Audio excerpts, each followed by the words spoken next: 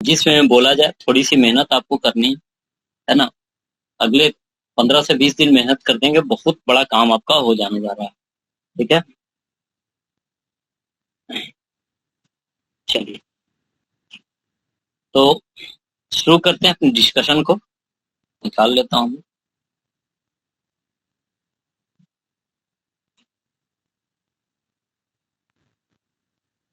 चलिए तो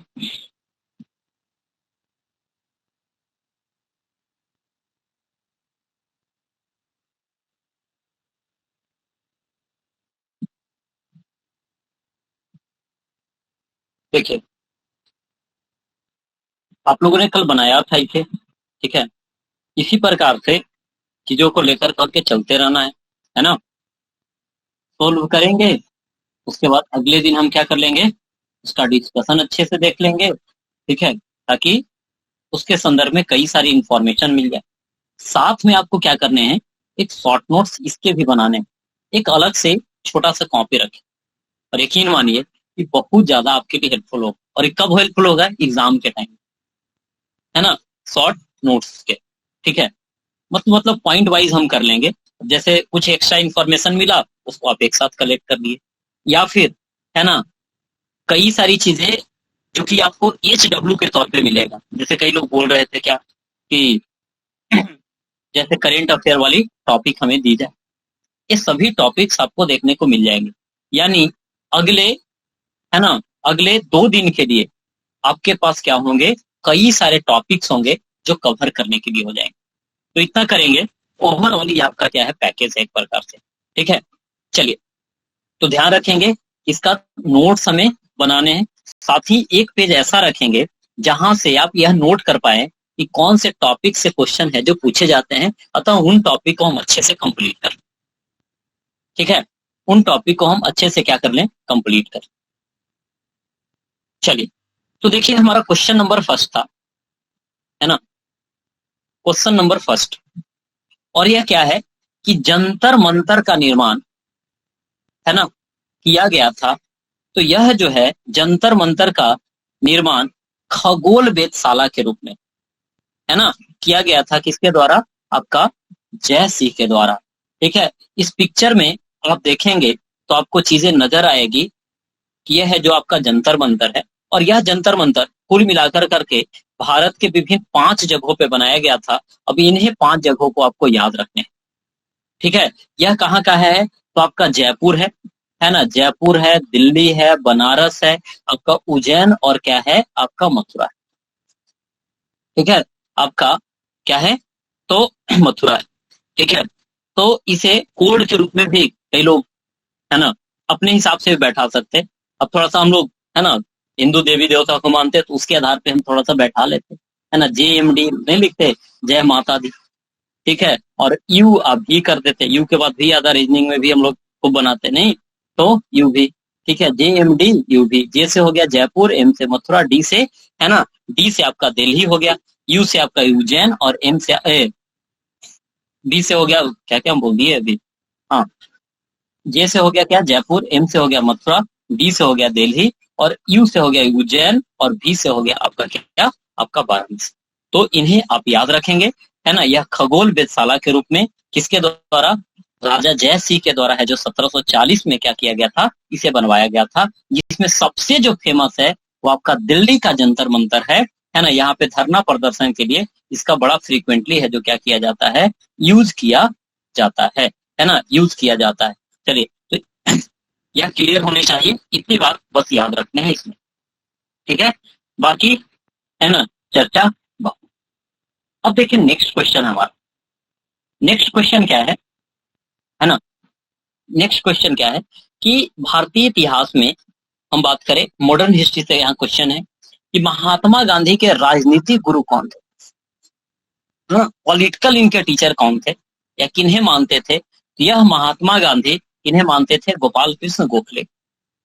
और यह जो गोपाल कृष्ण गोखले हैं, है ना, जब महात्मा गांधी अपने अफ्रीका प्रवास के बाद 1915 में, याद होगा डेट भी हमने याद आपको करवाया था, 9 जनवरी 1915 को महात्मा गांधी साउथ अफ्रीका से भारत लौटे थे, है ना। भारत में भी समस्याएं थी। इन समस्याओं को यहाँ भी चाहते थे कि हम दूर करें, और इसके लिए है ना अफ्रीका जैसी कंडीशन नहीं थी, यहाँ पे कई प्रकार की विविधताएं थी, जिसके कारण से गोपाल कृष्ण गोखले से जब ये मिले तो बोले कि यहाँ की है ना यहाँ की पॉलिटिक्स को आपको समझना है, तो यहाँ आपको पूरा भ्रमण करना पड़ेगा। और इन्हीं के सजेशन पे महात्मा गांधी है जो पूरा भारत है जो भ्रमण करना क्या कर देते हैं, शुरू कर देते हैं, है ना। यही कारण से कहा जाता है कि गोपाल कृष्ण गोखले ये जो है आपका महात्मा गांधी के क्या थे, राजनीतिक गुरु थे। ठीक है, यह बात आपको ध्यान रखने हैं। और इस गोपाल कृष्ण गोखले की मृत्यु वही 1915 में हो गई थी, है ना।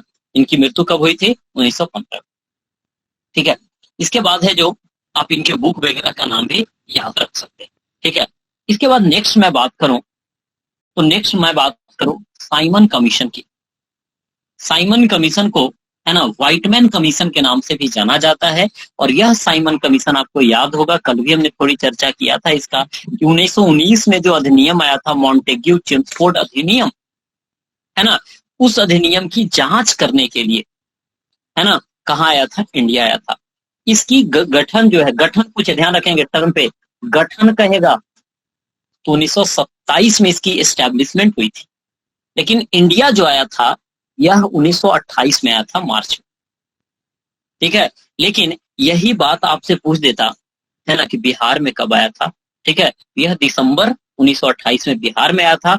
और बिहार में है ना इसका विरोध करने के लिए अग्रणी जो नेता थे वह अनुग्रह नारायण सिंह थे। ठीक है, तो मार्च में इंडिया में आया, सबसे पहले मुंबई में आएगा, और बिहार में आएगा आपका नवंबर था या दिसंबर, एग्जैक्ट में डेट आपका भूल गया। ठीक है, हाँ देखिए 12 दिसंबर है। ठीक है, यहाँ पे है ना 12 दिसंबर, मैंने यही कारण से लिख दिया था ताकि एग्जैक्ट डेट कभी कभी पूछ लिया जाता। तो 12 दिसंबर 1928 को है जो बिहार में क्या हुआ था, यह आपका साइमन कमीशन है जो आया। ठीक है, तो यह डेट है जो आप लिख लेंगे। ठीक है, अब देखिए जैसे यह क्या था, व्हाइट मैन कमीशन के नाम से जाना जाता था। इस कमीशन को आया किस लिए था, 1919 के अधिनियम की जांच करने के लिए। और व्हाइट मैन कमीशन इसलिए बोला जाता था क्योंकि इसमें कोई भी इंडियन नहीं था। अब सोचिए इंडिया की कंडीशन के बारे में आप रिपोर्ट देने जा रहे हैं, है ना, और सभी रिपोर्ट लेने वाले देने वाले सब है जो अंग्रेज से, यानी कहने का मतलब है जो केवल कागजी कार्रवाई हो जाए, रियल कंडीशन के बारे में पता ही ना लगे।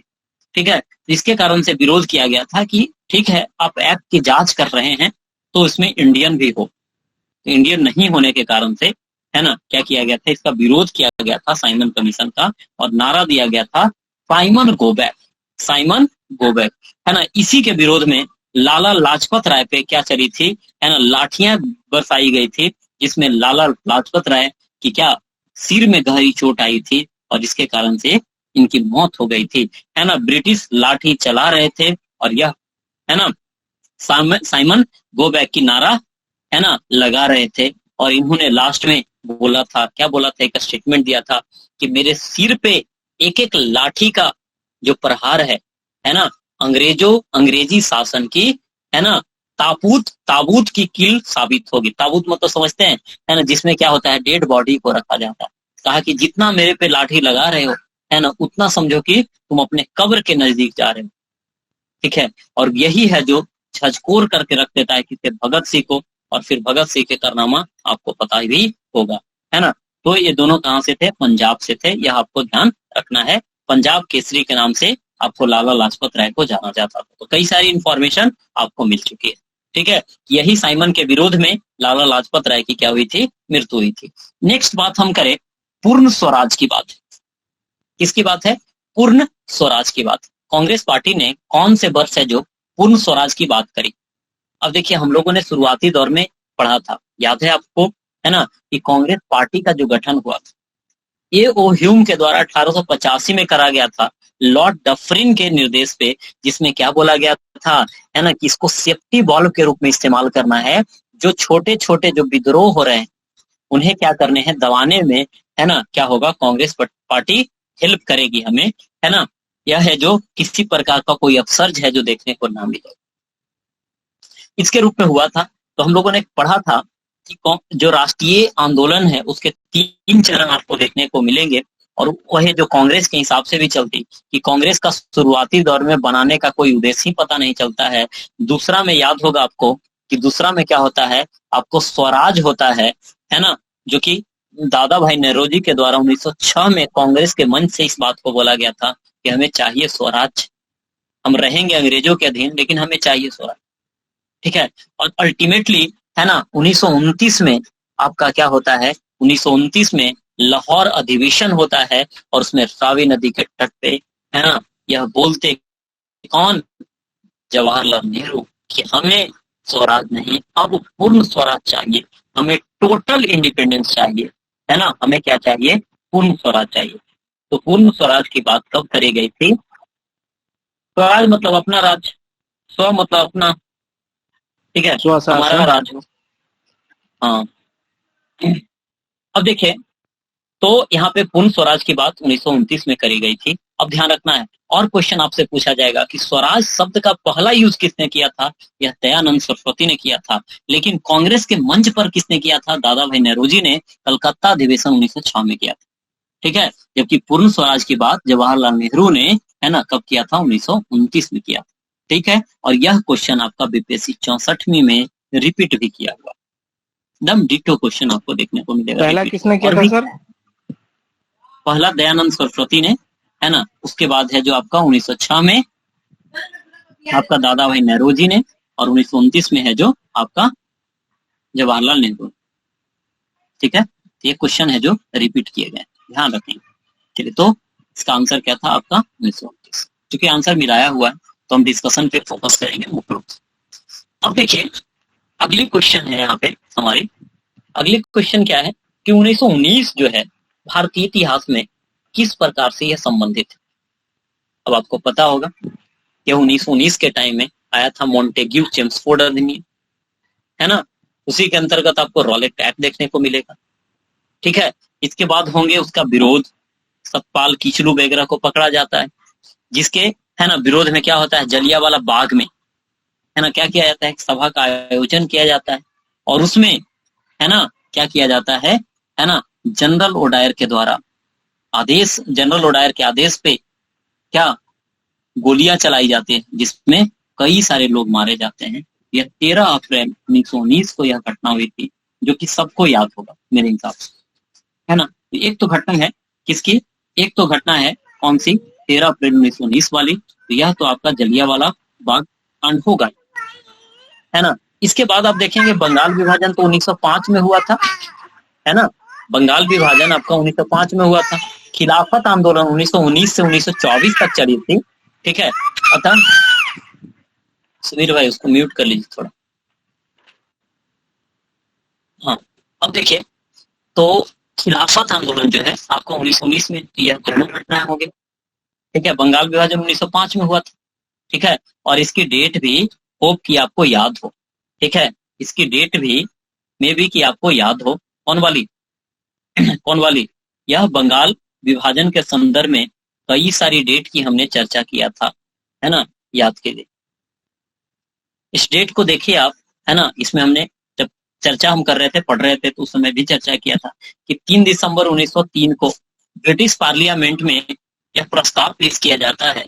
क्या प्रस्ताव पेश किया जाता है? कि बंगाल को विभाजित करने, है ना, जिसका है ना एक नोटिफिकेशन कहिए कि जारी हो जाता है 20 जुलाई या कहीं कहीं 19 जुलाई भी आपको देखने को मिलेगा, 20 जुलाई 1905 को।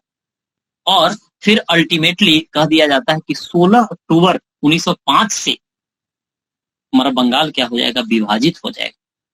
तो यह 1905 की घटना है। इन तीनों डेट को आप खास करके 20 जुलाई और आपको 16 अक्टूबर को आपको याद रखने, है ना, 16 अक्टूबर को बंगाल के संदर्भ में आपको याद रखने हैं।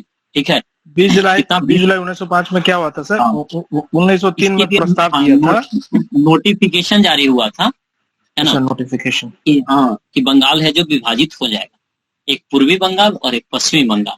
ठीक है, और यह प्रभावी जो होगा, है ना, इफेक्ट में आएगा, ये 16 अक्टूबर से होगा।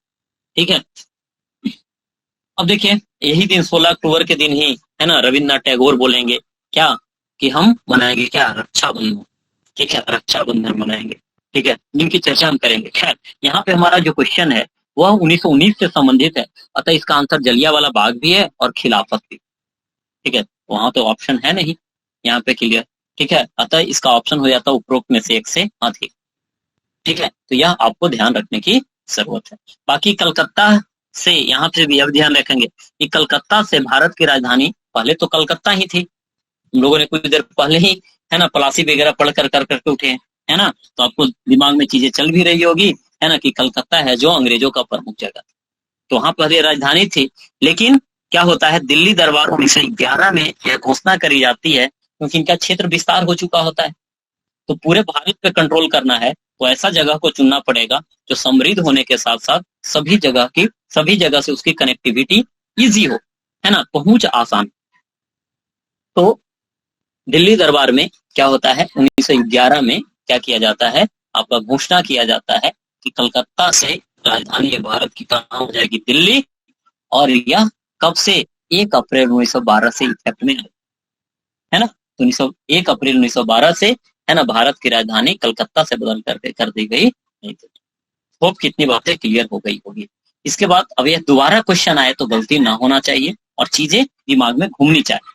अब देखिए नेक्स्ट क्वेश्चन है कि वंदे मातरम, है ना, जो कि हमारा क्या है बताइए, राष्ट्रगान है कि राष्ट्रीय गीत है, यह इसमें भी कई लोग कंफ्यूज कर जाते हैं। हम लोग भी बचपन में खूब किया करते थे, है ना, इवन की जब कंपटीशन के दौर में आते तो भी कभी कभी कंफ्यूज कर जाते थे, है ना, राष्ट्रीय यह क्या है, गीत है। ठीक है, राष्ट्रीय गीत।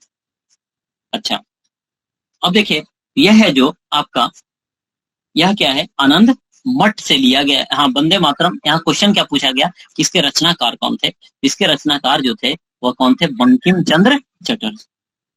और यह जो है प्रेरित है, यह क्वेश्चन पूछा जाता है कि यह किससे प्रेरित है, तो यह आनंद मठ से प्रेरित है, पुस्तक से। और यह है जो कौन से विद्रोह से प्रेरित है, यह सन्यासी विद्रोह से प्रेरित है ना। इसके बाद आप जानते, क्या जानते कि रविन्द्रनाथ टैगोर जो कि 1911 में, है ना, इन्होंने क्या लिखा था, राष्ट्रीय गान, और वह कौन सी है, जन गण, है ना, जन गण मन।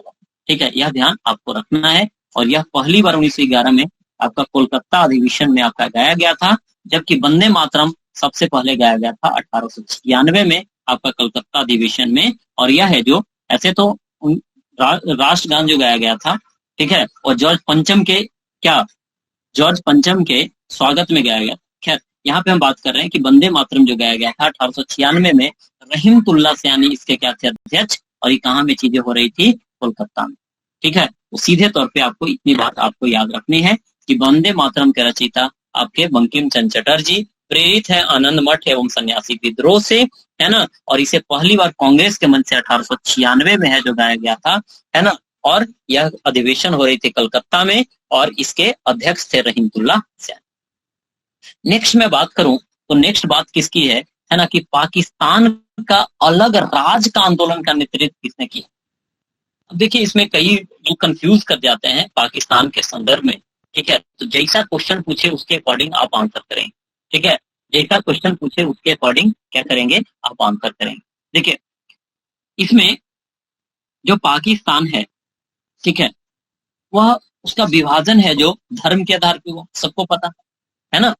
इसकी जो विभाजन है ना, वह किसके आधार पे आपको देखने को मिलेगा, धर्म के आधार पे देखने को मिलेगा। अब देखिए, तो यहाँ पे इसका नींव जो रखा जाता है ना, वो कहा जाता है कि मुस्लिम लीग से ही रख दिया जाता। ठीक है, और इस मुस्लिम लीग की जो स्थापना है भाई, वह कब हुई थी, 1906 में ढाका में हुई। ठीक है, और किनकी अध्यक्षता में हुई थी, तो नवाब सलीमुल्लाह खां की अध्यक्षता। 30 दिसंबर है ना 1906 को इसके मीटिंग हुई थी, और इसी में है जो मुस्लिम लीग की स्थापना करी गई। लेकिन यही हम बात करें, क्वेश्चन आपसे पूछे कि पाकिस्तान शब्द किसने दिया था। ठीक है, पाकिस्तान शब्द किसने दिया था, यह चौधरी रहमत अली ने दिया था। लेकिन पाकिस्तान संकल्प 1940 में पारित किया गया था, यह सिकंदर हयात खां के द्वारा किया गया।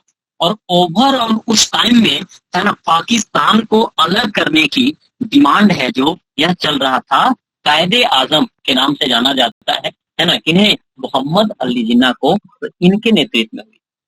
तो क्वेश्चन क्या पूछा जा रहा है, यदि पाकिस्तान शब्द कहे चौधरी रहमत अली, है ना, यह ध्यान रखेंगे। इसके बाद यदि आपसे पूछे कि मुस्लिम लीग की स्थापना किसने करा, तो यह नवाब सलीमुल्लाह, ठीक है। लेकिन यह शुरुआत है जो मुस्लिम लीग की, इसकी लेकर करके बातें शुरू किया था, यह आगा खान ने किया था, ठीक है। तो ओवरऑल इतनी बातें आपको दिमाग में रखनी है ना। इसके बाद है जो आपको याद रखने हैं क्या क्या। अब जितना भी मैं बात बोलता हूँ उन पॉइंट्स को, है ना, एटलीस्ट नोट करेंगे कौन वाली पॉइंट को कि कहाँ से क्वेश्चन पूछे जा सकते, बस इतना कर लिए, प्रीलिम्स निकलना बड़ा आसान है ना। फालतू का सिकंदर इधर उधर हयात का खां के बारे में क्या बोले थे सर आप? सिकंदर हयात खां जो है पाकिस्तान संकल्प पारित करवाया, है ना। मुस्लिम लीग का, है ना, यह हो रहा था, क्या बोलेंगे, अधिवेशन 1940 में, और वहीं पे पाकिस्तान संकल्प है जो पारित किया गया कि पाकिस्तान बनकर करके ही रहे, ठीक है। चल नेक्स्ट क्वेश्चन की ओर हम बढ़े। नेक्स्ट क्वेश्चन है हमारा कि भारतीय राष्ट्रीय कांग्रेस, है ना, भारतीय राष्ट्रीय कांग्रेस, ठीक है, भारतीय राष्ट्रीय कांग्रेस की स्थापना है जो कब हुई थी, है ना। यह तो नॉर्मल सी क्वेश्चन है, ठीक है, जो कि आपको याद भी होगा कि भारतीय राष्ट्रीय कांग्रेस की स्थापना, है ना, 1885 में हुई थी। इसकी चर्चा भी कुछ देर पहले हम लोगों ने किया। और यह जो हुई थी किसके रूप में हुई थी बताइए, सेफ्टी वॉल्व के रूप में, है ना, सेफ्टी वॉल्व के रूप में, है ना। लॉर्ड डफरिन इसका यूज करना चाहता था, है ना।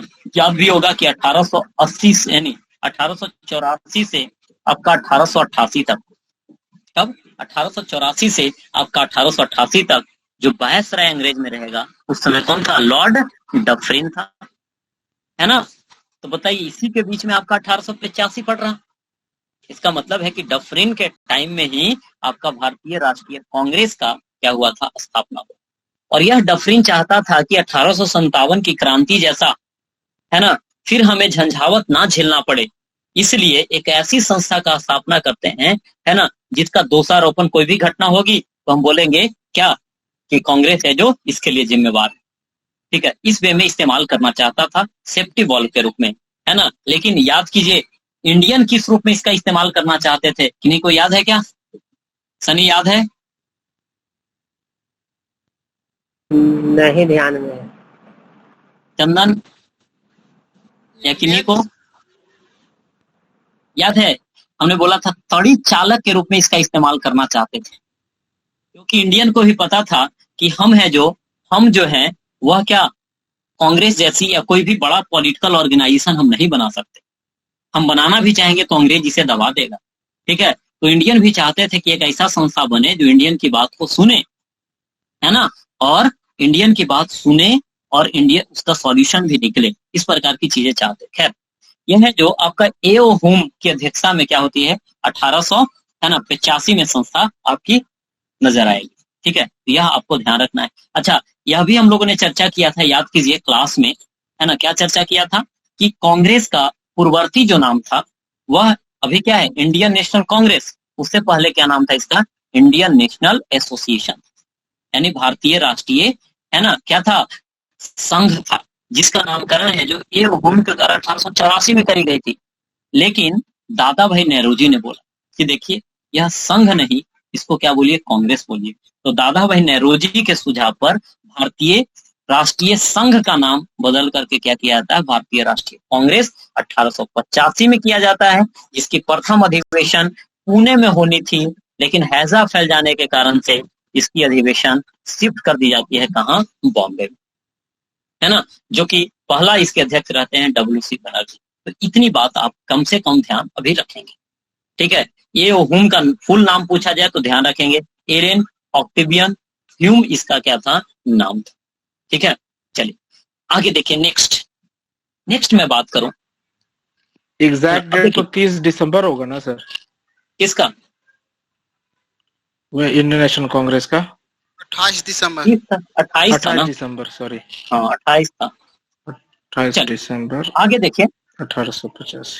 अगला है, सीमांत गांधी के नाम से किसे जाना जाता था, है ना, या किन्हें जाना जाता था, खान अब्दुल गफ्फार खान, है ना, कौन से नाम से, सीमांत गांधी के नाम से। अब देखिए इट मीन्स अब यहीं से पकड़ना है ना, यहीं से पकड़ना है कि हमसे क्या पूछा जाता है, उपनाम पूछ दिया जाता है जो राष्ट्रीय आंदोलन के दौरान उन्हें मिले। तो जिनके उपनाम है सबको हम याद कर लेंगे, ठीक है, काम हो जाएगा। जैसे हमने बोला मोहम्मद अली जिन्ना को कायदे आजम के नाम से जानते थे, सुभाष चंद्र बोस को है जो हिटलर ने नेताजी बोला था, ठीक है। तो इस प्रकार से चीजों को आप लेकर करके चल सकते हैं। अब देखिए यही इनको आपके 87 में इनको मिला है भारत रत्न। हाँ जी। अब देखिए यह आपके क्या है, आपको नजर आ रहे हैं कौन, गांधी जी के साथ में आपको क्या, खान अब्दुल गफ्फार, जो कि सीमांत गांधी, सीमा के अंत। और सीमा का अंत कहने का मतलब है कि आप मैप को देखें, मैप में आपको दिखा, ठीक है। उस समय का यह कैसा, कौन सी भारत है, उस समय का भारत, किस समय का, ब्रिटिश इंडिया की हम बात करें तो यह जो है आपको इस वाले एरिया में नजर आएंगे, जम्मू कश्मीर है ना, सीमा के लास्ट वाली एरिया में जहां अफगानिस्तान से इसकी बॉर्डर लगती, और वहां पे इन्होंने सीडीएम चलाया था आपका, सिविल डिसओबीडियंस मूवमेंट, यानी सविनय अवज्ञा आंदोलन।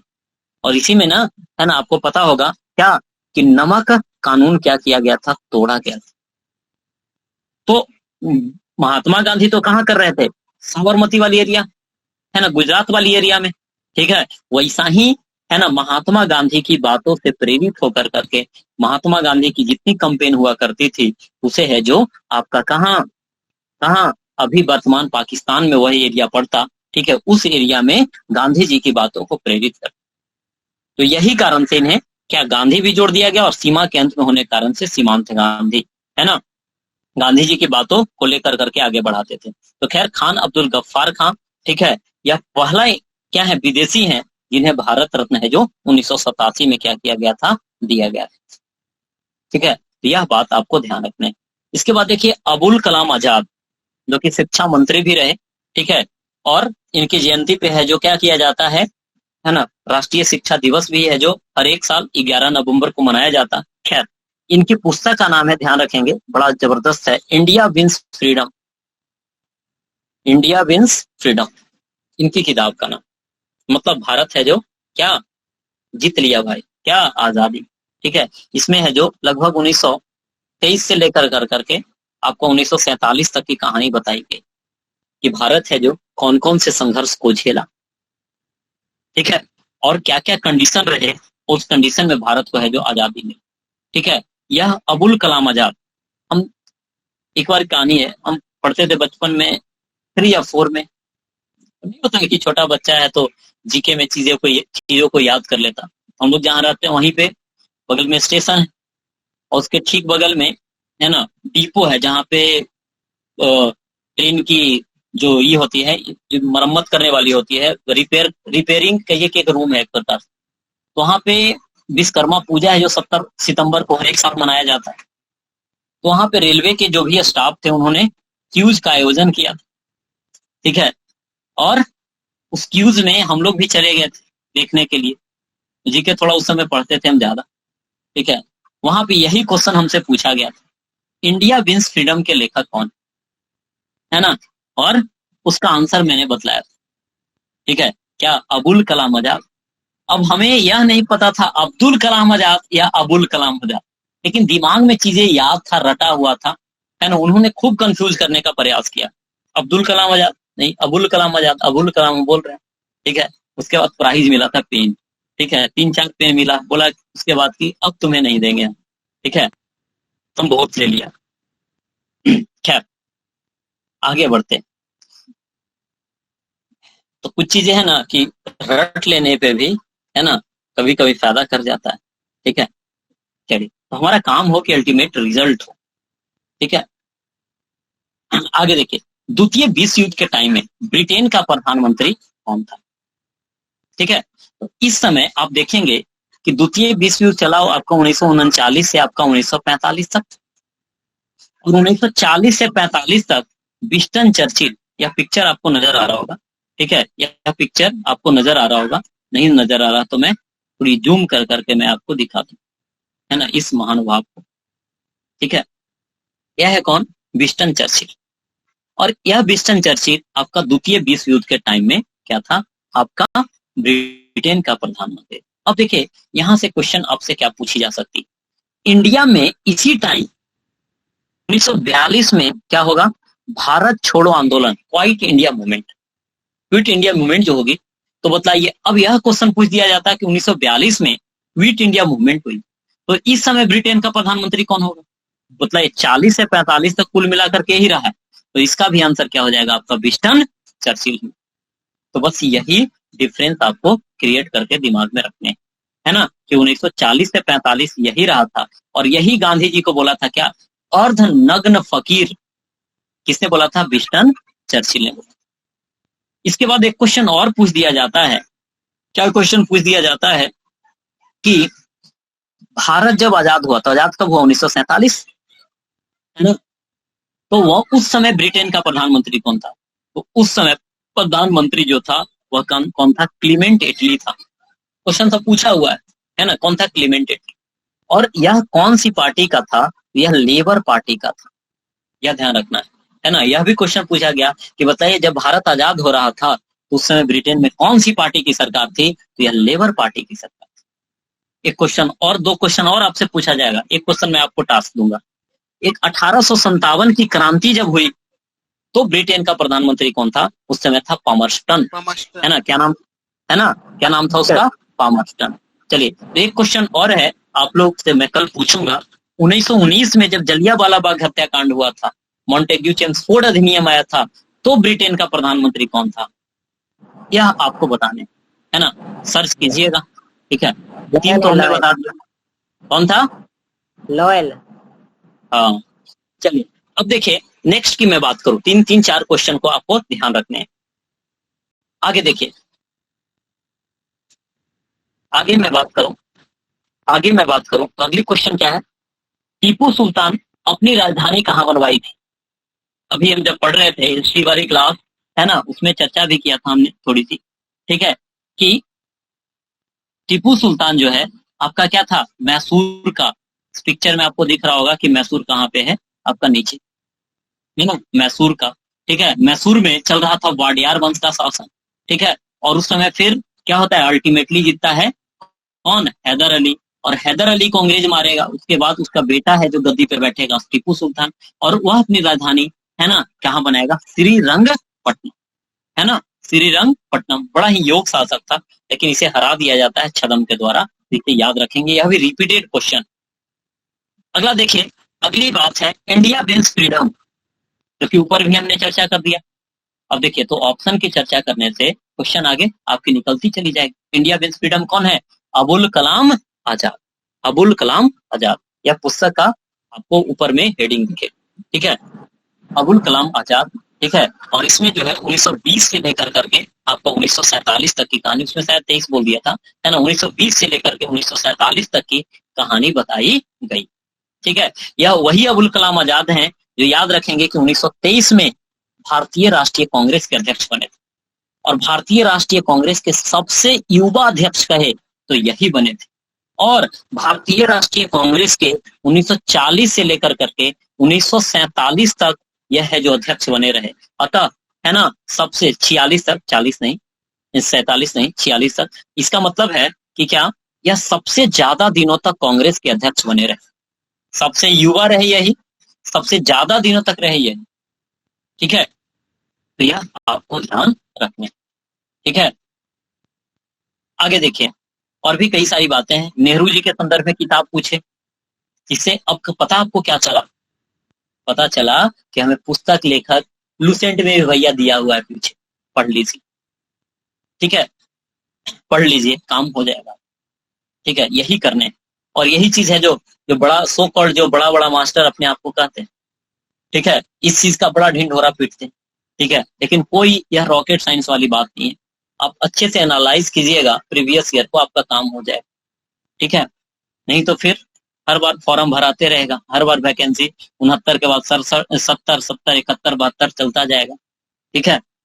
तो तैयारी एक बार कीजिए, अच्छे से कीजिए, काम हो जाएगा। हाँ, अब देखिए नेहरू जी का आपसे किताब पूछे तो इनकी दो किताब बड़ी फेमस है। एक तो डिस्कवरी ऑफ इंडिया, है ना, और एक ग्लिम्पसेस ऑफ वर्ल्ड हिस्ट्री, ठीक है। तो यह ध्यान रखेंगे, दो किताबें इनकी कौन कौन? एक तो डिस्कवरी ऑफ इंडिया और एक है जो ग्लिम्पसेस ऑफ वर्ल्ड हिस्ट्री। तो दोनों को आप ध्यान रखेंगे, ठीक है। चलिए, इसके बाद एक और सरोजिनी नायडू के टर्म में भी आप ध्यान रखेंगे कि सरोजिनी नायडू जो थी, है ना, 1925 में कांग्रेस की अध्यक्ष बनी थी, और यह कांग्रेस की अध्यक्ष बनने वाली पहली इंडियन महिला थी, है ना। इंडियन के रूप में कहे 1925 में है जो सरोजिनी नायडू क्या बनी थी आपका, तो कांग्रेस की अध्यक्ष बनी थी। इसके बाद देखिए, है ना, लाइफ डिवाइन, आपने मे भी कि आपने रटा होगा, पिक्चर आप देख लेंगे अरविंद घोष की, दिमाग में आ जाएगी चीजें, है ना। तो लाइफ डिवाइन जो पुस्तक है ना, यह किनकी है, अरविंद घोष की, है ना। अरविंद घोष की क्या है, लाइफ डिवाइन पुस्तक है। और भी इनकी पुस्तक है, ठीक है, जो कि मैं स्क्रीनशॉट लिया था लेकिन अभी लगा नहीं पाया, ठीक है, फिर उनकी हम चर्चा कर लेंगे। तो अभी याद रखिए, लाइफ डिवाइन किनकी पुस्तक है, यह अरविंद घोष की पुस्तक, ठीक है। नेक्स्ट की हम बात करें तो देखिए महारानी विक्टोरिया की बात, ठीक है, महारानी विक्टोरिया। अब बताइए, हम लोग शाम वाली हिस्ट्री वाली क्लास में आपको एग्जैक्ट डेट हमने मार्क करवाया था या नहीं, आज से कुछ दिन पहले, 3 दिन 4 दिन 5 दिन पहले, क्या मार्क करवाया था? यस। हाँ। अब देखिए, तो महारानी विक्टोरिया को भारत की सामग्री नियुक्त करी गई थी तब, ठीक है। हमने चर्चा किया था कि बहादुर शाह जफर द्वितीय, है ना, बहादुर शाह जफर द्वितीय आपका 1857 की क्रांति में शामिल हुआ। 1858 में क्या हुआ आपका, उसे हटा दिया जाता है गद्दी पे, गद्दी से कब, 1 नवंबर आपका 1858, और कह दिया जाता है ना, इलाहाबाद वाली, है ना, घोषणा में क्या कह दिया जाता है कि अब जो है भारत पे शासन जो होगा वह महारानी विक्टोरिया का होगा। मुगल साम्राज्य का पतन कब, 1 नवंबर, आप तो देखिए एग्जैक्ट डेट पूछ दिया जाता, तो 1 नवंबर 1858, यह आपको ध्यान रखना है। लेकिन यही कहे कि महारानी विक्टोरिया को कैसर ए हिंद की उपाधि कब दी गई, कौन सी उपाधि, कैसर ए हिंद। और कैसर ए हिंद कहने का मतलब क्या होता है, भारत का सम्राट, कौन सी, भारत की सम्राट। तो यह उपाधि, है ना, दी गई 1877 में, और यह लॉर्ड लीटन के टाइम में दी गई थी, ठीक है। यह बात आप ध्यान रखें। चलिए नेक्स्ट की मैं बात करूं, अगला है कला की गंधार शैली, है ना। तो देखिए कला की गंधार शैली जो किसके टाइम में फली फूली, यह डायरेक्ट याद रखेंगे कुषाणों के टाइम में। यह आपका गंधार शैली जो है भाई, वह बौद्ध धर्म से संबंधित, है ना। यही में कहा जाता है कि सबसे पहले क्या हुआ है, मूर्ति का निर्माण जो हुआ है वह महात्मा बुद्ध का हुआ है ना। तो यह है जो एक प्रकार का मूर्ति कला है ना, एक प्रकार का क्या है, मूर्ति कला है। और यह है जो कुषाणों के टाइम में फली फूली, और कहा जाता है संभवतः ये जो है सबसे पहली मूर्ति बनी वह किसकी बनी, तो महात्मा बुद्ध की बनी, ठीक है। यह आपको दिमाग में रखना है, जो कि यूनान से क्या था, प्रेरित। अच्छा, इसके बाद गंधार शैली था, इसका प्रमुख केंद्र कहाँ था? क्या बोला यार, बोल रहे हो? गंधार शैली का प्रमुख केंद्र, आवाज नहीं आ रहा है क्लियर यार। गंधार शैली का प्रमुख केंद्र कहाँ था? तो मथुरा, गंधार शैली का तो पाकिस्तान अफगानिस्तान वाली एरिया में। चलिए नेक्स्ट एक क्वेश्चन ऐसे नॉर्मल वे में पूछ दिया जाता है कि गुप्त को कहा जाता है भारतीय इतिहास का स्वर्णिम। इस टर्म को डायरेक्ट आप याद कर लेंगे, है ना, क्या, भारतीय इतिहास का स्वर्णिम गुप्तों को कहा जाता है। जबकि हिंदी साहित्य का स्वर्णिम किसे कहा जाता है, अकबर के टाइम को कहा जाता है ना। यह आपको ध्यान रखना है। जबकि कला की शुरुआत सिस्टमेटिक तरीके से मौर्यों के टाइम से हो जाती है। अच्छा, हिंदी साहित्य का, है ना, आपने सुना होगा रहीम का नाम, रहीमन जीवा बाबरी कह गई सरग पतार, आपू तो कहीं भीतर गई जूती खाद कपाल, आपने खूब सुना होगा, नहीं, खैर। हाँ, तो अकबर के टाइम को हिंदी साहित्य का स्वर्णकाल, और गुप्त को कहा जाता है भारतीय इतिहास का स्वर्णिम, ठीक है। और कुषाणों के टाइम में गंधार शैली फली फूली, और कला का सिस्टमेटिक विकास, है ना। जो अभी आपने देखा और संसद भवन में अखंड भारत वाली मूर्ति पिक्चर, वह है जो मौर्यों के समय में आपको देखने को मिलेगा। तो मौर्य की चर्चा फिर हम करेंगे तो और चर्चा होगी। यहाँ पे देखिए कौन सा युग हमसे पूछा है कि गलत है, ठीक है, गलत के संदर्भ में चर्चा करी गई है। तो देखिए भीमसेन जोशी याद, अब इसमें तो कोई समझना नहीं है ना, जहां पे याद करना है उसको याद कर लेंगे, ठीक है। तो भीमसेन जोशी जो है आपका शास्त्रीय संगीत से संबंधित है। अल्लाह रखा का संबंध तबला से है। देबू जो चौधरी हैं, यह कौन है आपका, सितार से संबंधित। लेकिन यह जो है एम.एस. सुब्बालक्ष्मी, यह जो है बांसुरी से नहीं है बल्कि कर्नाटक संगीत से संबंधित है। और यह याद रखेंगे कि पहला ऐसी महिला परफॉर्मर या पहला इंडियन कहिए, पहली भारतीय है ना नर्तक हैं जो कि यूएनजीए में, यूएनजीए कहने का मतलब होता है यूनाइटेड नेशन जनरल असेंबली में 1966 में इन्होंने अपना परफॉर्मेंस दिया था। ठीक है, और इन्हें क्या 1998 में भारत रत्न भी मिला। ठीक है, तो यह बात आपके दिमाग में आनी चाहिए। इसके बाद नेक्स्ट की हम बात करें तो कौन सी लोकप्रिय नृत्य को आपको क्या करने हैं, मिलाने हैं, है ना। तो देखिए आपको याद होगा, है ना क्या गाना भी है नहीं, घूमर भी मैं भूल गई, इस प्रकार का, आगे नहीं गाऊंगा। हाँ, तो यहाँ पे राजस्थान का क्या है आपका घूमर। ठीक है, इसके बाद इसी प्रकार से आप चीजों को, असम का आपको बिहू असम का, ठीक है, आंध्र प्रदेश का जो है आपका क्या है बुर्रा है, और हिमाचल प्रदेश का है नट्टी। तो इस प्रकार से आप ऑप्शन को मिलाएंगे, इसी प्रकार का अभी वर्तमान में क्वेश्चन देखने को मिल रहा है। अब ऐसा ही क्वेश्चन अब बीपीएससी पूछ दे रहा है तो लोग बोल रहा है कि हाँ पैटर्न ही कुल मिला करके चेंज कर दिया। तो मार्केटिंग के दौर में कुछ भी बोल दिया जा सकता है लोगों के द्वारा। और स्टूडेंट क्या होता है ना, उसको जैसा बोल दो वही मान लेता है कि टीचर तो है ना गड़बड़ बोलेगा ही नहीं। चलिए खैर, यहाँ पे एक का क्या हो गया, ए हो गया, फिर दो का क्या हो गया, सॉरी एक का क्या हो गया आपका बी हो गया, है ना, दो का क्या हो गया ए, और यदि इतना भी आपको पता चल जाएगा तो आंसर में भी कि निकल जाए, एक का बी दो का ए, है ना, एक ही में नजर आ रहा है, यही आंसर है। ठीक है, यदि दो भी याद रहता तो ऑप्शन आप एलिमिनेट कर लेते। अगली देखिए नेक्स्ट बात, कहा गया कि कौन सी कथन जो है, कौन सी स्टेटमेंट जो है वह क्या है असत्य है ना, यानी कौन सी कथन गलत है। तो देखिए अमेरिका में क्या है संघीय प्रणाली है, यह स्टेटमेंट क्या है सही है ना। संघीय प्रणाली कहने का मतलब है कि केंद्र में और राज्य में सरकार होना। जैसे सेंटर में आपके पीएम मोदी जी हैं और राज्य में देखिए यहाँ पे नीतीश कुमार है ना सीएम है। तो जहां पीएम है सीएम है, अब दोनों को पावर कहां से मिले, संविधान से मिले, है ना।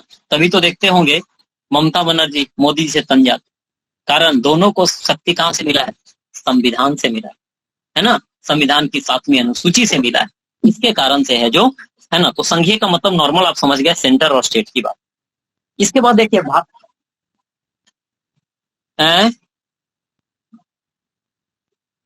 आप कह रहे हैं,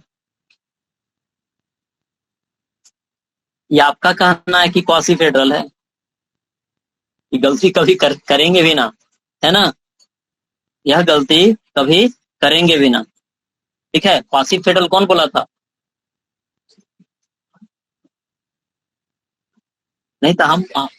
ये जैसे देखिए वह एक प्रकार का क्रिटिसिज्म है कि भारत है जो संघीय शासन व्यवस्था में नहीं।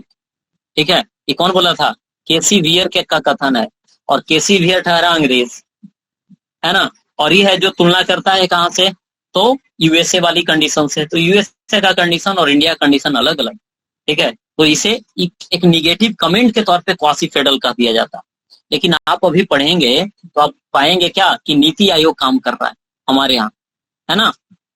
फिर आप पढ़ेंगे और सबके और सबके बारे में आप पढ़ेंगे तो आपको पता चलेगा कि, है ना, एक तो कॉम्पिटिटिव फेडरलिज्म और एक आप पढ़ेंगे कोऑपरेटिव फेडरलिज्म, है ना। ग्रेनविल ऑस्टिन ने कहा था कि भारत में है जो कोऑपरेटिव फेडरलिज्म, है ना। फिर अभी नीति आयोग इस पे जोर दे रहा है कॉम्पिटिटिव फेडरलिज्म पे। आप देखते होंगे कि कई प्रकार का इंडेक्स है जो नीति आयोग के द्वारा जारी की जाती है, ताकि एक राज्य बढ़ रहा है तो दूसरा राज्य भी उसके कंपटीशन में बढ़े। तो आप अपने हिसाब से उसका आंसर नहीं कर देंगे, किसी के संदर्भ में बोला जाए तब उसको बोलिए, है ना, कि केसी वियर ने क्या बोला। खैर आगे बढ़ते हैं। देखिए फ्रांस में भी इसी प्रकार का आपको सिस्टम देखने को मिलेगा, है ना, फेडरल सिस्टम आपको वहां पे देखने को मिलेगा। लेकिन यहाँ क्वेश्चन देखिए क्या बोला गया है कि पाकिस्तान में प्रधानमंत्री की नियुक्ति वहां की जनता के द्वारा की जाती है। अच्छा ये बताइए, है ना, कि क्या भारत में प्रधानमंत्री की नियुक्ति जनता के द्वारा करी जाती है, कोई राष्ट्रपति बताएंगे। राष्ट्रपति के द्वारा। हम क्वेश्चन क्या पूछ रहे हैं, है ना। यहाँ पे देखिए अप्रत्यक्ष रूप से है ना। अब प्रत्यक्ष रूप से आप देखेंगे कि भारत में जनता चुनती है किसे? एमपी को चुनती है, और एमपी में जो बहुमत दल का नेता होता है उसकी नियुक्ति राष्ट्रपति के द्वारा करी जाती है ना। तो पाकिस्तान में भी है ना कुछ इसी प्रकार का सिस्टम है, वहां की जनता डायरेक्ट है जो नहीं चुनती है। अतः यही आंसर क्या हो जाएगा? गलत। ऑप्शन नंबर 4 रन कर करके आ जाते हैं, काम आपका हो जाता है। नेक्स्ट क्वेश्चन की मैं बात करूं, अगला क्वेश्चन क्या है ना, कि उपराष्ट्रपति के संदर्भ में कौन सा कथन असत्य है? यह आपसे पूछा गया, फिर से असत्य पूछा जा रहा है।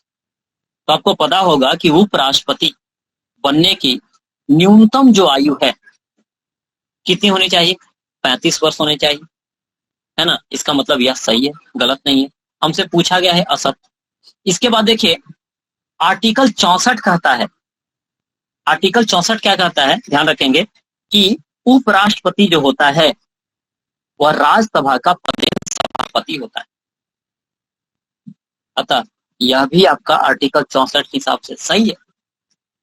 उपराष्ट्रपति का चुनाव भारत का राष्ट्रपति करता है, यही भैया गलत है ना, यही गलत। ठीक है, उपराष्ट्रपति का जो चुनाव है ना, जो इलेक्शन है वह इलेक्टोरल कॉलेज के थ्रू होता है ना, इलेक्टोरल कॉलेज के थ्रू होता है। और इसमें याद रखेंगे, टर्म पे ध्यान दीजिएगा, लोकसभा और प्लस में राज्यसभा। क्या बोला गया? लोकसभा और प्लस में राज्यसभा। क्या क्या बोली गई? लोकसभा और राज्यसभा के टोटल मेंबर क्या करेंगे? भाग लेते हैं। निर्वाचित नहीं, निर्वाचित होंगे, मनोनीत होंगे, सब भाग लेते हैं। लोकसभा और किसके?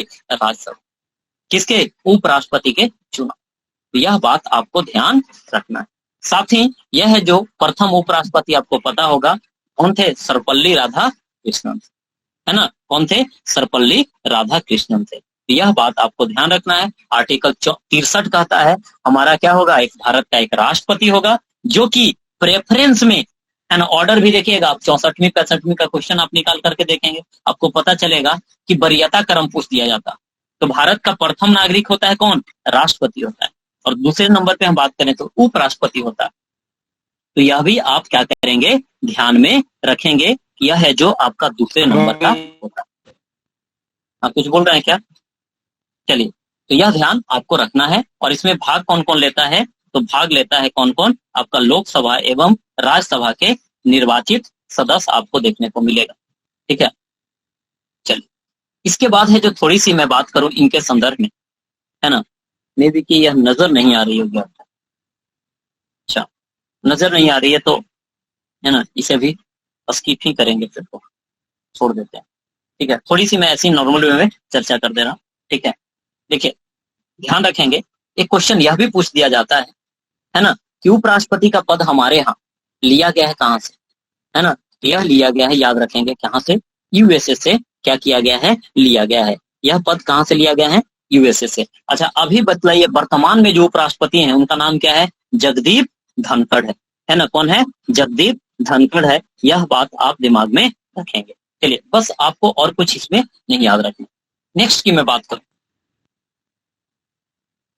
देखिए अगला है जो क्वेश्चन वित्त विधेयक के संदर्भ में, है ना। वित्त विधेयक के संदर्भ में, तो वित्त विधेयक जो है पहला तो आर्टिकल 117 में, यह ध्यान रखेंगे। धन विधेयक का है तो आर्टिकल 110 में। और यह दोनों का दोनों पैसा से संबंधित। ठीक है, थोड़ी सी हम जब पॉलिटी पढ़ेंगे बहुत लोग कंफ्यूज करते हैं धन विधेयक और वित्त विधेयक, है ना। तो ये ध्यान रखेंगे कि जितना धन विधेयक है ना, अभी बस डायरेक्ट ध्यान रखें कि जितना धन विधेयक है ये सब है जो वित्त विधेयक के अंतर्गत आता है। यानी जितना धन विधेयक है सब के सब वित्त विधेयक है। यह स्टेटमेंट के रूप में पूछा गया क्वेश्चन है ना। लेकिन सभी वित्त विधेयक आपको धन विधेयक देखने को नहीं मिलेंगे। तो वित्त विधेयक आपका क्या है? आर्टिकल 117 में। धन विधेयक जो है आपका 110 में। तो देखिए क्वेश्चन पूछा गया है कि राज्यसभा इसे कितने दिनों तक रोक करके रख सकती है। तो धन विधेयक हो, वित्त विधेयक हो, इस संदर्भ में राज्यसभा को बहुत ज्यादा पावर नहीं दिया गया, है ना। और इसे है जो राज्यसभा क्या कर सकती है? 14 दिनों तक मैक्सिमम है जो रोक करके क्या कर सकती है?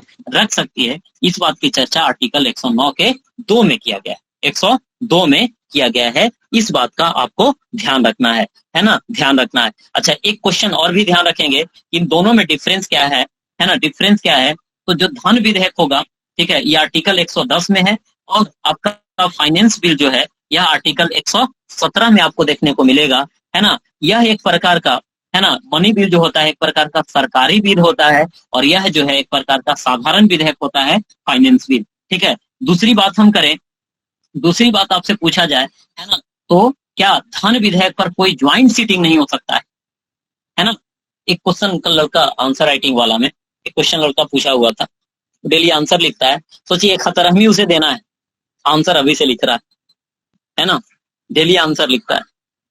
तो कल वही पूछा हुआ था, ठीक है, कि सर बताइए कि क्या राज्यपाल जो है ज्वाइंट सीटिंग बुला सकता है ना। जैसे ज्वाइंट सीटिंग बुला सकता है, जैसे कैसे केंद्र में लोकसभा है, राज्यसभा है, वैसा ही राज्य में क्या है, आपका लेजिस्लेटिव असेंबली और काउंसिल है, यानी विधानसभा और विधान परिषद, है ना। तो देखिए, क्या पूरे राज्य में, पूरे देश में आपको क्या देखने को मिलता है, विधानसभा विधान परिषद? नहीं, है ना। इसका मतलब इस प्रकार का कोई प्रोविजन ही नहीं है, अतः राज्यपाल ज्वाइंट सीटिंग नहीं बुला सकता, ठीक है, यह ध्यान रखें। खैर, यहाँ मनी बिल पे ज्वाइंट सीटिंग नहीं होता है ना, और फाइनेंस बिल पर आपको ज्वाइंट सीटिंग देखने को मिलेगा, ठीक है। तो यह बात आप ध्यान में रखेंगे फैक्ट के तौर पे।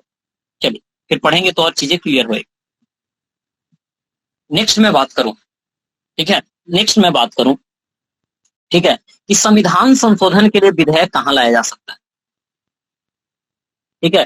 तो देखिए, संविधान संशोधन की चर्चा भाग 20 अनुच्छेद कितना 368 में करी गई, और इसके तहत, है ना, इसके तहत दोनों संसद के दोनों सदन को अधिकार है क्या, कि संविधान संशोधन के संदर्भ में वह विधेयक ला सकते। इसका मतलब इसका आंसर होगा लोकसभा या राज्यसभा, कहीं से भी इसे इनिशिएट किया जा सकता है, ठीक है। यह ध्यान रखेंगे, संविधान संशोधन अनुच्छेद 368 है, भाग कितना है 20 है, और यह संविधान का सबसे छोटा क्या है, भाग है। इसमें एक ही आर्टिकल आपको देखने को, ठीक है। आगे की बात हम करें, नेक्स्ट है उच्च न्यायालयों में, है ना, उच्च न्यायालय जो हाईकोर्ट है आपका, वह कौन से हाईकोर्ट के पास, अब देखिए यह 1992 के कंटेक्स्ट के अकॉर्डिंग है, ठीक है। कौन से उच्च न्यायालय में आपको देखने को मिलेंगे जो एक से अधिक राज्य या केंद्र शासित प्रदेश के लिए, है ना, इस संदर्भ में आपसे क्वेश्चन पूछा जाए। अब देखिए, अभी वर्तमान की मैं बात करूं, अभी मैं वर्तमान की बात करूं, अच्छा ये तो फट गया,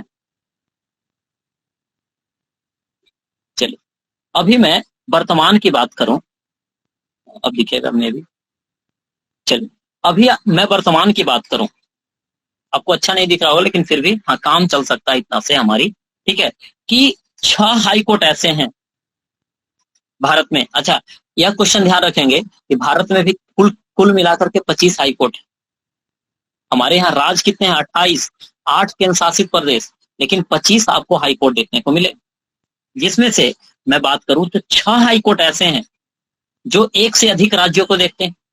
जैसे यहाँ पे सोचिए 8 केंद्र शासित प्रदेश हो गए, और कितने 28 राज्य हैं, अब 25 ही हाई कोर्ट है। इसका मतलब है कि एक हाई कोर्ट में एक से अधिक राज्यों एवं केंद्र शासित प्रदेशों को देखा जाता है।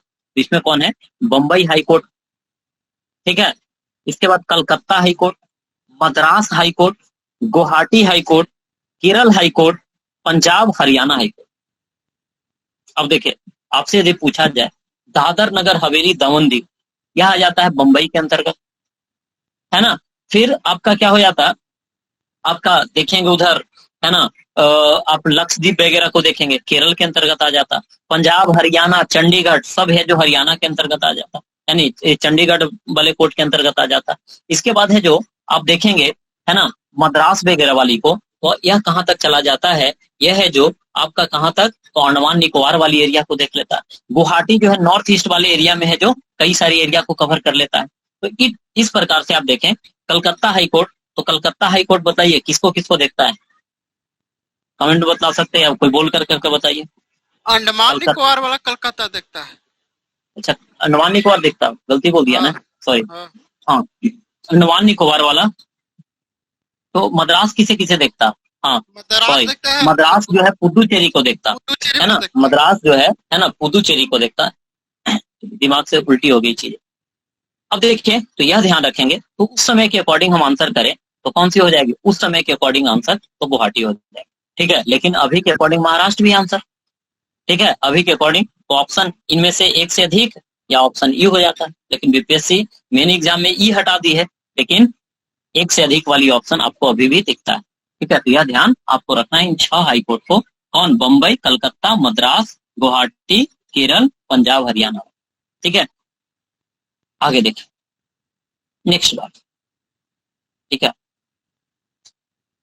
नेक्स्ट बात मैं करूं, यदि दिमाग थकने लगे तो बोल दीजिएगा, ठीक है, क्योंकि कल भी डिस्कशन के बाद, है ना, मतलब सेट बनाने के बाद थोड़ी हमारे पास टाइम बचेगी, तो बचे हुए क्वेश्चन को वहां पे भी कर लिया जा सकता है। आगे देखिए, कहा गया कि अगर भारत के राष्ट्रपति चुनाव में किसी प्रकार का विवाद होता है, राष्ट्रपति के संदर्भ में किसी प्रकार का कोई विवाद होता है ना, तो इस विवाद को सौंपा जाता है। तो देखिए, आप आर्टिकल 71 पढ़ेंगे, अनुच्छेद 71 पढ़ेंगे, तो आपको पता चलेगा कि राष्ट्रपति के संदर्भ में कोई भी विवाद हो, है ना, इसका निपटारा है जो सुप्रीम कोर्ट करता है, भारत की सर्वोच्च न्यायालय जो एपेक्स कोर्ट है वह करता है। तो अनुच्छेद कितना के तहत? 71 के तहत। यह ध्यान रखेंगे। और ऑप्शन आपको दे सकता है, इलेक्शन कमीशन हो गया, संसद या महासचिव देख ही रहे, तो याद रखेंगे यह सब कौन देखता है? चुनाव भले करवाएगा इलेक्शन कमीशन राष्ट्रपति का, लेकिन विवाद होगा तो कहां जाएगा? वह आपका सुप्रीम कोर्ट में आपको देखने को मिलेगा। इसके बाद देखिए, भारत के राष्ट्रपति को कौन सा अधिकार नहीं है ना, संविधान जो है कौन सा अधिकार भारत के राष्ट्रपति को नहीं दे? तो आपको पता होगा कि प्रधानमंत्री की नियुक्ति वह करता है ना। इसके बाद राज्यों की मुख्यमंत्री की नियुक्ति कौन करता है? राष्ट्रपति नहीं करता है, राज्यपाल करता है। यही तो हम लोगों ने पढ़ा, संघीय शासन व्यवस्था है हमारे, फेडरल सिस्टम ऑफ गवर्नमेंट, ठीक है। तो यहाँ राज्यपाल करता है, और इसके लिए अनुच्छेद कितना है आपका भैया? 164, है ना। जबकि उसके लिए कितना है? प्रधानमंत्री की नियुक्ति अनुच्छेद 75 के तहत राष्ट्रपति करता है, और राज्यपाल अनुच्छेद आपका 164 के तहत करता है राज्यपाल मुख्यमंत्री की क्या करता है? नियुक्ति।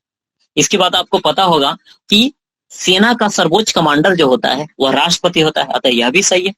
और आपातकालीन व्यवस्था जो कि आपको पता होगा भाग कितना में है? 18 में, अनुच्छेद 352 से लेकर के 360 तक, चाहे वह राष्ट्रीय आपात हो, है ना, या फिर आपका वित्तीय आपात हो, किसी प्रकार का आपात हो, ठीक है, वह लगाने की पावर रखता है कौन? आपका राष्ट्रपति, ठीक है। तो यह आप याद रखें, भाग कितना में है? आपातकालीन व्यवस्था 18 में आपातकालीन व्यवस्था आपको देखने को मिलता है, ठीक है। तो आपका 1 भी है सही, 3 भी सही है और 4 भी सही है। गलत कौन है?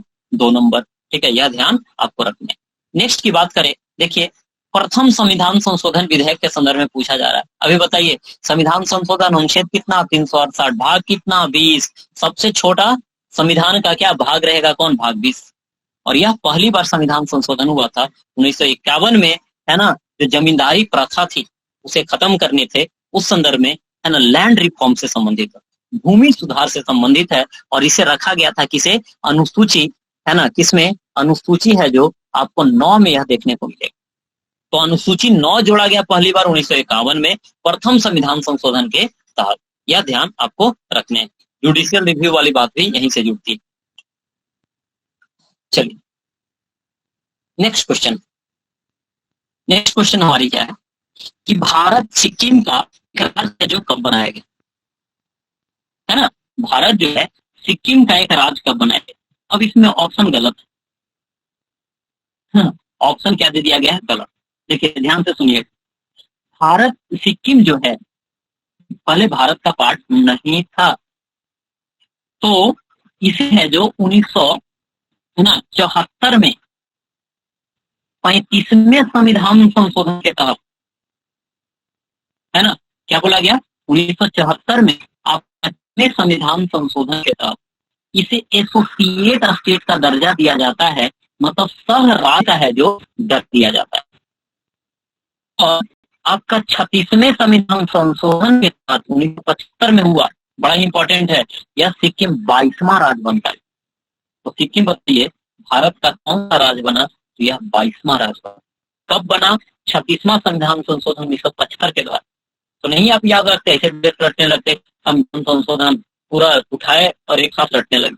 लेकिन काम का है वो आपको क्वेश्चन से पता चल जाएगा कि कौन सा संविधान संशोधन हमारी काम की चीज है। तो सिक्किम वाली खींचते हैं, अब याद रखिए सिक्किम, ठीक है, कि 74 में है जो सह राज्य का दर्जा इसे मिला, और 75 है या क्या हो राज्य का इसे दर्जा मिल जाए। क्लियर है बातें, यह ध्यान रखिए। इसके बाद और भी संशोधन, इनकी चर्चा हम फिर आगे कर लेंगे। आगे देखिए, क्वेश्चन हमारा है, नेक्स्ट क्वेश्चन क्या है, ठीक है, अब स्क्रीन नहीं चल रहा क्या, आगे नहीं बढ़ रहा, आवाज जा रही है, जा रही है आवाज, देखते नेटवर्क गड़बड़ है क्या, बारिश हो रहा है ना, इसके कारण से मैं थोड़ी समस्या हो। अच्छा, देखता हूं, एक मिनट, थोड़ा तो मैं एग्जिट करने के बाद है ना फिर से एंट्री करता हूँ तो सही हो जाएगी।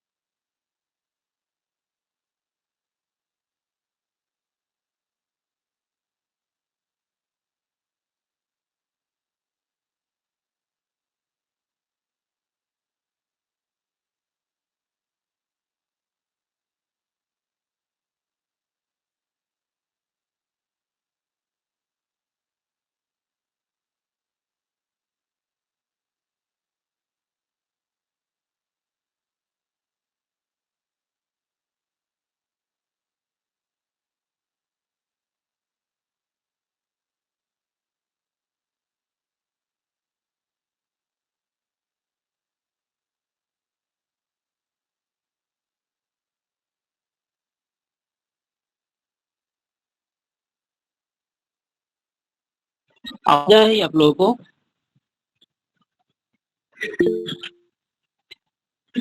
इससे बोल रहे हैं ना, लेकिन इससे तो नहीं जा रही, मैं नेटवर्क नहीं बता रहा। मुझे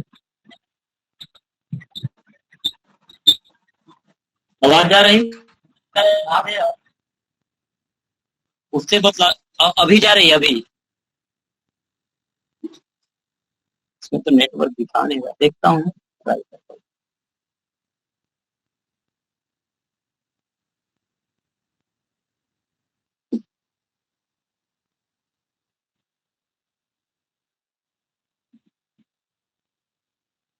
थोड़ा स्लो है यहाँ पे, बारिश के कारण से।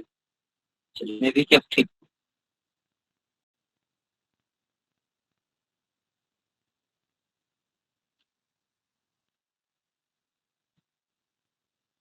नहीं जा रहा ना, नेटवर्क बहुत कम है।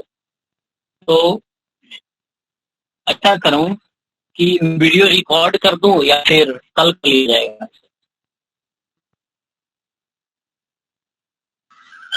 कल कर। मैं बोल रहा कि मैं वीडियो रिकॉर्ड कर दूं या फिर कल कर लेंगे, मतलब लाइव ठीक है या फिर रिकॉर्ड कर दूं? नहीं, लाइव ठीक रहता है, कल कर दीजिएगा। कल? हाँ कल ही मेरे कर इधर भी नेटवर्क का प्रॉब्लम आ रहा है, आपका आवाज जो है कट कट के आ रहा है, हम कैसे एडजस्ट कर रहे हैं हम ही जान रहे हैं। रहने दीजिए, अच्छा। कल ही बेहतर रहेगा। नहीं मतलब बारिश हो रही है ना, इसके कारण से तो ठीक है, रहने देते हैं। नहीं आप बारिश से परेशान है और हम लोग उत्तरी क्षेत्र वाले जो हैं, बारिश हाँ। नहीं हो रही तो परेशान है। चलिए ठीक है, तो है ना, फिर मिलते हैं सुबह वाली क्लास में। ठीक है। तब तक के लिए good night all of you, thank you.